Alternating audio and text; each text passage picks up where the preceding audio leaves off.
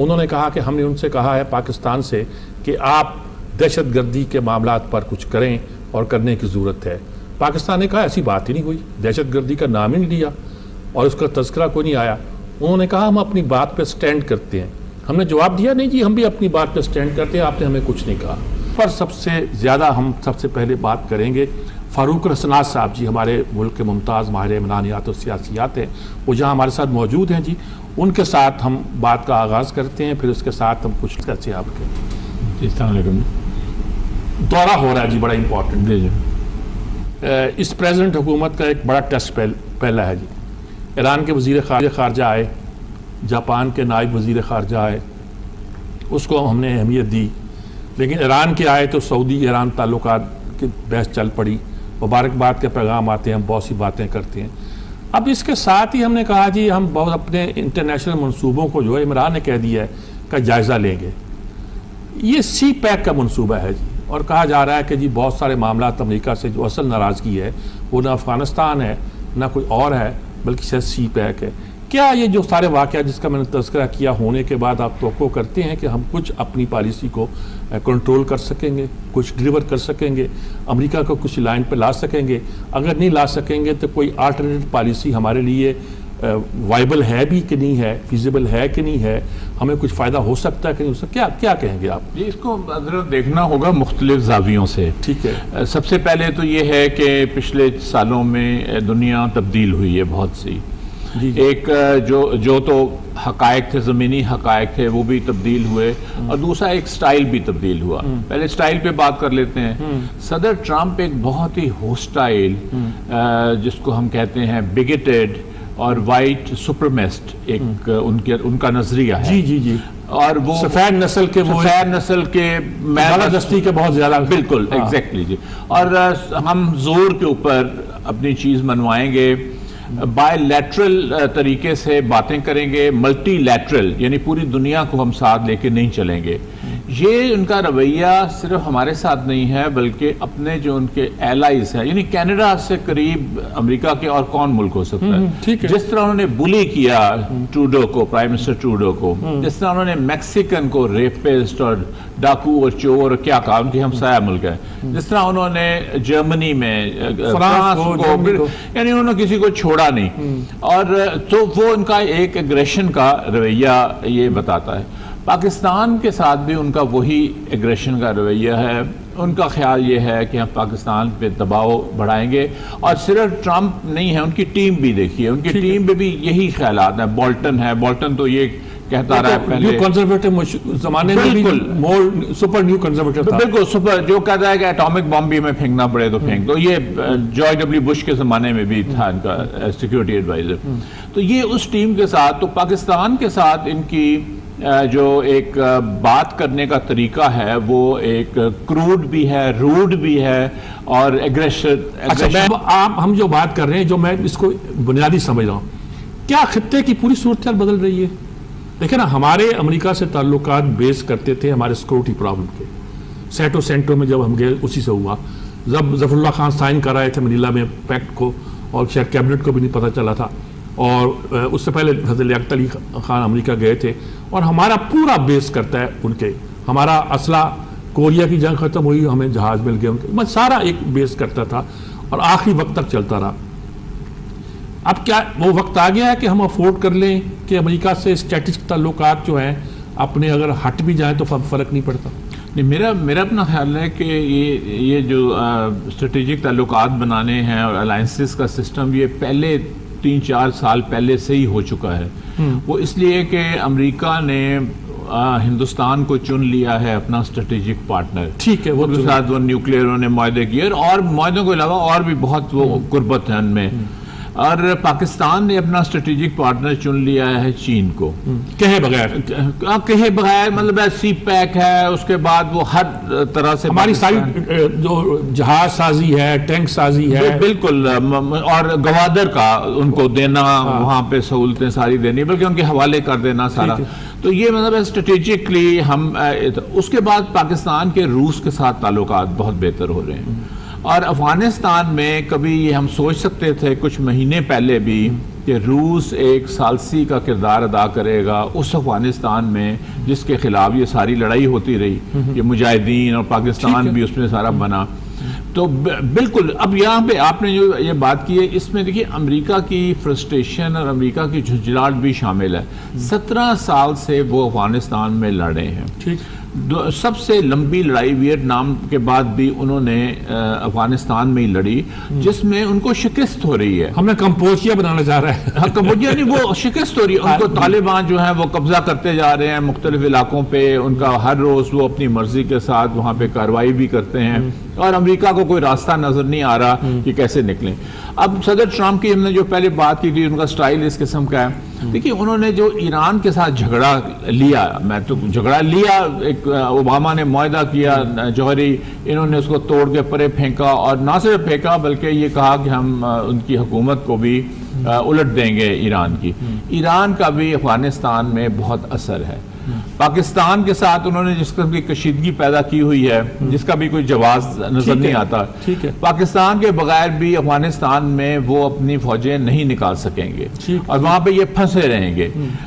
तीसरा उन्होंने जो तुर्की है उसको भी नाराज कर लिया है, उसके भी मिनिस्टरों के ऊपर सैंक्शंस लगा दिए उन्होंने, उनके मिनिस्टर के ऊपर सैंक्शंस लगा दिए। और रूस जो है वो एक बड़ी अच्छी पोजीशन में आ गया है कि अमेरिका को रिप्लेस करने के लिए, और इससे पहले वो रिप्लेस कर चुका है शाम में। शाम में अगर आप देखिए वहाँ के जो हालात हैं, वहाँ पे रूस का, ईरान का और तुर्की का भी, एक जमाने में शाम और इराक जो थे रूसी हल्का असर में थे, और वो जब फॉल ऑफ बर्लिन वार गिरी जिसे कहते हैं, उसके बाद हालात कुछ बदले, लेकिन लगता है रूस दोबारा रूस ने खुद नहीं आना था। रूस इसलिए आया कि अमेरिका कंसीड कर रहा है। अमेरिका अपनी गलत पॉलिसीज की वजह से वो जब पीछे हट रहा है तो वो उसकी जगह रूस ने ले ली, बल्कि ले ही ली। अब जो शाम में भी अमन की बातचीत सारी हो रही है वो रूस के ही जरिए हो रही है। और कभी ये भी नहीं सोचा जा सकता था कुछ महीने पहले कि तुर्की और ईरान के भी जो मामलात हैं या उनके जो इंटरेस्ट हैं शाम में, वो एक हो जाएंगे। जो वो एक हो गए, पहले तो वो मुख्तलिफ धड़ों के साथ थे, तो इसलिए अमेरिका ने वहाँ से कंसीड किया। पाकिस्तान इस सिचुएशन में आ गया कि पाकिस्तान को अपने नए अलायंस पार्टनर्स ढूंढने हैं उनको, और उनके साथ ताल्लुकात भी ज़्यादा बढ़ाने हैं। एक आपको नेचुरल अलायंस पार्टनर ईरान मिलता है। ईरान की आपने बात की, क्योंकि देखिए अगर हम इस पूरे अलायंस सिस्टम को देखें, उसमें ट्रंप का अमेरिका, उसमें मोदी का हिंदुस्तान, उसमें सऊदी अरब, उसमें यूएई, ये एक तरफ है। अब गोया सऊदी अरब और यूएई हमारी दूसरी साइड पे होंगे, दूसरी साइड पे। और यूएई देखिए हैरत है कि छोटा सा मुल्क है, बिल्कुल नक्शे पे नजर भी नहीं आता। हर जगह वो दखल दे रहे हैं, यमन में वो दखल दे रहे हैं, शाम में वो दखल दे रहे हैं, बल्कि रेड सी के जो पोर्ट हैं इरिथ्रिया वगैरह, वहाँ पे भी वो दखल दे रहे हैं हर जगह। यानी मेरा अपना ख्याल है कि वो अपनी जो उनकी जो इतनी हैसियत नहीं है मिलिट्री जिससे वो बढ़कर कर रहे हैं, उनको खतरात भी हो सकते हैं आगे चल के, लेकिन वो बहुत एक्टिव। कतर के ऊपर जितना इन्होंने किया, हालांकि उनका जीसीसी का पार्टनर था गल्फ के अंदर, जिस तरह उसको ब्लॉकेट किया और जिस तरह उसके साथ जिस शिद्दत के साथ मुखालफत की, बिलियंस ऑफ डॉलर्स इन्होंने मिस्र में लगाए, यूएई ने भी, सऊदी अरेबिया ने भी, एक मुंतखब हुकूमत को उलटने के लिए, ठीक है, और उसको करने के।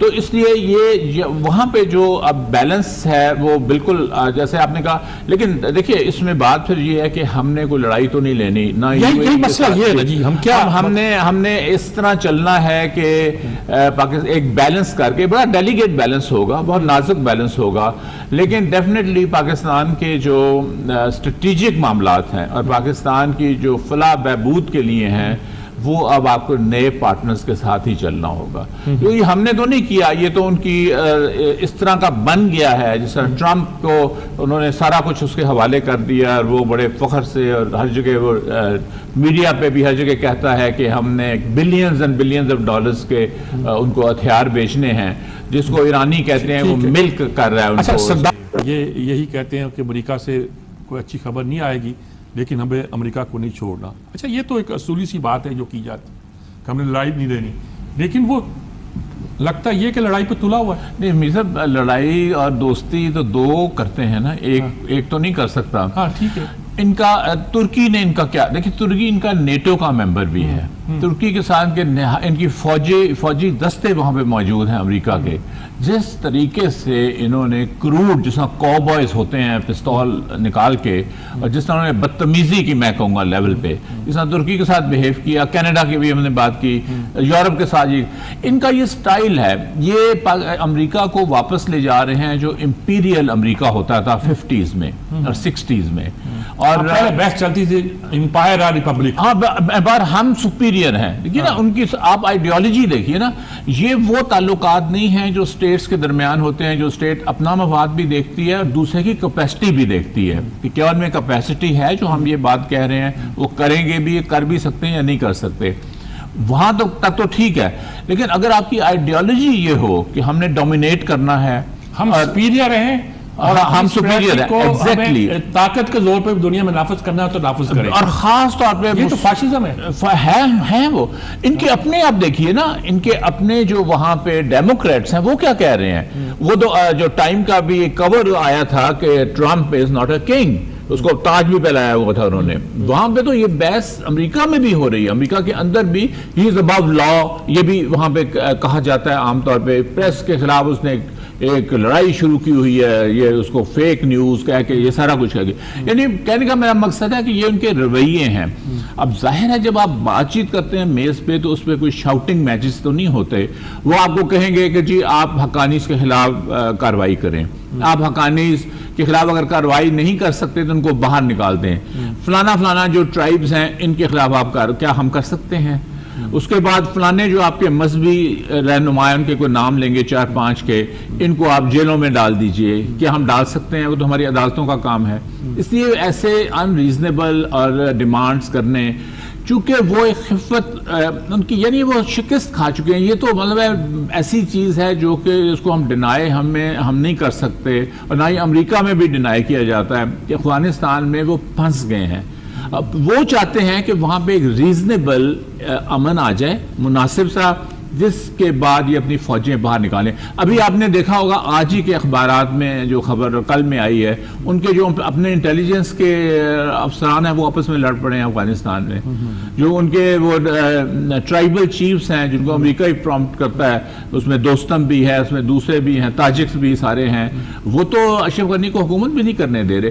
कहने का मतलब है कि उनके मसाइल अफगानिस्तान के अंदर मौजूद हैं। वो पाकिस्तान को नहीं, मैं उनको ढूंढना चाहिए, उनको अफगानिस्तान के अंदर अपने मसाइल ढूंढने चाहिए। अच्छा, ये बात कर, अच्छा अब ये जो सूरत हाल है सारी जो हमें दरपेश है, इसमें यानी कि जो मैंने सरदार आसफ अहमद अली साहब से सवाल पूछा था कि हमें क्या करना चाहिए, इमरान खान को मिलना चाहिए, नहीं मिलना चाहिए, ये एक बात, मतलब हम जब ये तय किए बैठे हैं कि अमेरिका इस वक्त वहाँ से खैर की खबर नहीं आनी, तो हमें क्या करना है? हमारे लिए इस वक्त सबसे बड़ा मसला है कि हमें कोई पैसे चाहिए, बहुत सारे, थोड़े बहुत नहीं, बहुत सारे चाहिए। वो हम IMF से लें या किसी और से मांगे। किसी और से मांगे का मतलब है कि कुछ चीन से मांगे, कुछ और दोस्तों से मांगे। पहले ख्याल था कि सऊदी अरब तैयार है कुछ 4 अरब देने को, चीन ने पहले 3.5-4 अरब का कुछ बंदोबस्त कर रखा है। क्या हम उसको अवेल करें या शायद पता नहीं उसको कर ही ना रहे हो, पता ही नहीं, कुछ 2 अरब तो डाल दिए थे। या कोई IMF के बारे में जो अमेरिका कहता है कि हम वो IMF इनको एड ना दे, उसके लिए यानी एक तरह मिन्नतें करने वाली बात हो जाती है। मिन्नतों के अलावा जी फिर आपको अपने जो कौमी मफादात हैं उन पर बहुत सारे सौदे करने पड़ेंगे जो पाकिस्तान अफोर्ड नहीं कर सकता। इसलिए कि ये हमें ये रियलाइज़ करना चाहिए वहाँ पे कोई नॉर्मल हुकूमत नहीं है। ये भी वो कर सकते हैं, आपको रोक सकते हैं, वो प्रेशर डाल सकते हैं क्योंकि उनका ज़्यादा वहाँ पे वेटेज है। वैसे तो IMF सारी दुनिया की है, उसमें पाकिस्तान भी मेंबर है उसका, सारे उसके मेंबर हैं, लेकिन वो उसको प्रेशर डाल सकते हैं क्योंकि उनका वोट ज़्यादा है, वो ज़्यादा वहाँ पे मालियाती उनके इंटरेस्ट हैं। लेकिन पाकिस्तान के जहाँ तक कौमी मफादात है, देखिए हम नहीं अफोर्ड कर सकते, हम नहीं ये किसी तरीके से कर सकते कि हम अपने कबाइल के साथ लड़ाई शुरू कर दें। आगे बड़ी मुश्किल से वज़ीरिस्तान काबू आया है, बड़ी मुश्किल से फाटा का वो काबू आया है। क्या हम नई लड़ाई शुरू कर सकते हैं? कबाइल की लड़ाई का असर जो है ना पूरे खैबर पख्तूनख्वा, और वजह क्या है जी? वो हमारे हैं, शुरू हो गए, वो हमारे हैं, वो पाकिस्तान नहीं हमारे, हमें पाकिस्तान के वो खिलाफ नहीं, हकानी तो पाकिस्तान के साथ हैं। तो उनको हम छेड़ें या हम यहाँ पे हमारे जो मजहबी रहनुमा हैं उनको हम छेड़ें बगैर वजह के, बगैर कोई सबूत के। या तो कोई सबूत हो तो फिर अदालत में आप उनका केस ले जाएं, अदालतों ने जब उनको बरी किया हुआ है अमेरिका के कहने के ऊपर।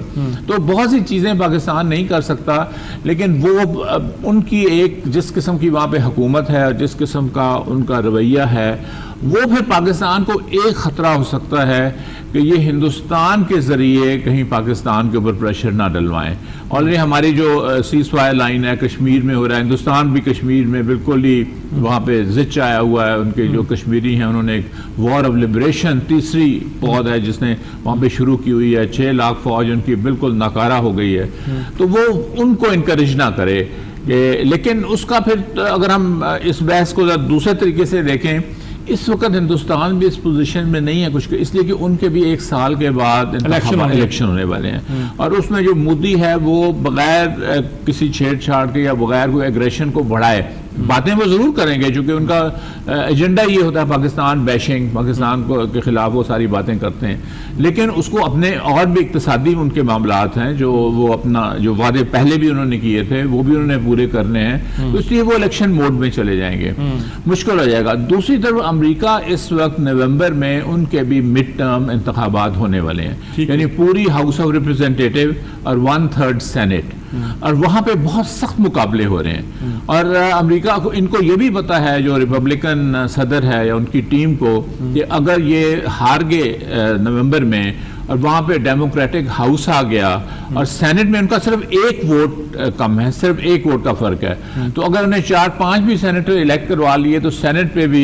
ये हो जाएगा, इनकी अक्सरियत हो जाएगी, तो फिर ट्रंप उस तरह नहीं कर सकेगा अपनी मनमानी जिस तरह वो अब तक करता है। अच्छा, ठीक है। वहां पे उसको बहुत बड़ा चेक इस बात पर लोगों का इम्कान है कि अगर 3-4 वोट सेनेट में इनके ज्यादा आ गए, डेमोक्रेट्स के एक भी आ गया, क्योंकि सिर्फ 1 कम है, रिपब्लिकन 1 ज्यादा है, हाँ। तो वो सेनेट तो इनके पास आ गई, रिपब्लिकन डेमोक्रेट्स के पास, तो डेमोक्रेट्स तो इसकी हर चीज फिर रोकेंगे, वो तो आगे नहीं बढ़ने देंगे जो भी ये अब कर रहा है। नहीं, ये सारी बातें ठीक है, ये तो अमेरिका के प्रॉब्लम है, ये सारी सिचुएशन है जिसमें हम फंसे हुए हैं। नहीं, मैं ये कहता था कि ये थोड़ा सा एक हमें बफर मिल गया है, हमें बफर मिल गया, हमें वक्त मिल गया है कि ये चूंकि इस किस्म की चीजें हो रही हैं, तो शायद वो उस किस्म का क्रूड किस्म का प्रेशर हम पे ना डालें। नहीं, ये बात आपकी दुरुस्त है, लेकिन मैं कहता हूं कि हमें भी एक यकसू तो हो जाना चाहिए ना कि अब हमारे अमेरिका के साथ एक लंबा स्ट्रेटेजिक रिलेशन होने की कोई तवक्को नहीं है। हमें दूसरे मुल्कों चीन के साथ या रूस के साथ क्या मामलात करने चाहिए, इस पर सोचना चाहिए। सवाल आप इस पर सोचें, ये मसले पर तो उनकी भी राय बड़ी क्लियर है कि जी अमेरिका के साथ। अब अगर आप फाइनल वर्ड्स के तौर पर हम लें, अब कंक्लूड करेंगे हम 2-4 मिनट में, तो आप क्या समझते हैं हमें क्या एटीट्यूड इख्तियार करना चाहिए? चाइना, अमेरिका, रूस, आपने सारा तजिया कर दिया, हम जहाँ खड़े हैं बड़े क्लियर है, हमें CPEC हमें बहुत कुछ दे गया है और देगा भी। एक पूरी लॉबी लग गई है जो CPEC के खिलाफ एक पूरी तकरीर इस मुल्क पर झाड़ती फिरती है। क्या हमें कहाँ खड़ा होना है? हमें बिल्कुल खड़ा होना है, जो नया अलायंस सिस्टम बन रहा है, ठीक है, उसको और मजबूत करना है, और वो चीन है। लकीली हम राइट साइड पे हैं, बिल्कुल राइट साइड पे हैं, और लकीली चीन और रूस के भी ताल्लुकात अच्छे हो गए। अगर उनके ताल्लुकात अच्छे ना होते फिर हमें और मुश्किल पड़नी थी।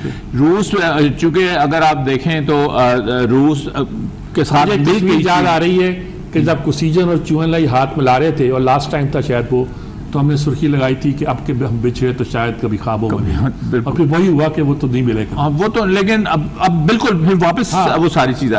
पाकिस्तान हमेशा से RCD बना, ECO बना, ईरान और तुर्की के साथ हमारे बड़े करीबी ताल्लुकात रहे। पाकिस्तान को ये फिर से कल्टीवेट करने चाहिए। देखिए, इनका कॉमन हमारे अब मुखालिफ सेंट्रल एशिया तो वो कुछ तुर्की के साथ वो ममालिक हैं, कुछ ईरान के साथ हैं, हम हमसे भी ज्यादा, इसलिए वो एक बहुत बड़ा ग्रुप बनता है। इस ग्रुप का मतलब ये नहीं होता हमने कोई जंग छेड़ देनी है या लड़ाई करनी है, हमने अपने जो इक्तिसादी हमारे ईरानी स्पीकिंग है, हाँ जी, आधे फारसी, वो तुर्क, उनकी वैसे वो तुर्क कौम से ताल्लुक रखते हैं, लेकिन ताजिकिस्तान वाले फारसी बोलते हैं, और ईरान का वहाँ असर भी है, तुर्कमानिस्तान में भी उनका असर है, उन्होंने अभी रेलवे लाइन भी वहाँ बिछाई उनके अंदर तक जाके। तो इसलिए ये हमारे इंटरेस्ट है, ये हमारा है। अमेरिका के साथ कोई हम लड़ाई नहीं कर रहे, कोई गोलियां नहीं चल रही, लेकिन अब अमेरिका करना या उनकी तरफ देखना, मेरा ख्याल है ये तारीख का हिस्सा, हमें रियलिटी को पहचान लेना चाहिए। नाज़रीन किराम, बहुत शुक्रिया आपका भी जी कि इस वक्त सूरत हाल ये है कि दुनिया के जो बदलते हुए हालात हैं, खुशकिस्मती से हम उस पर तारीख के सही रुख पर हैं।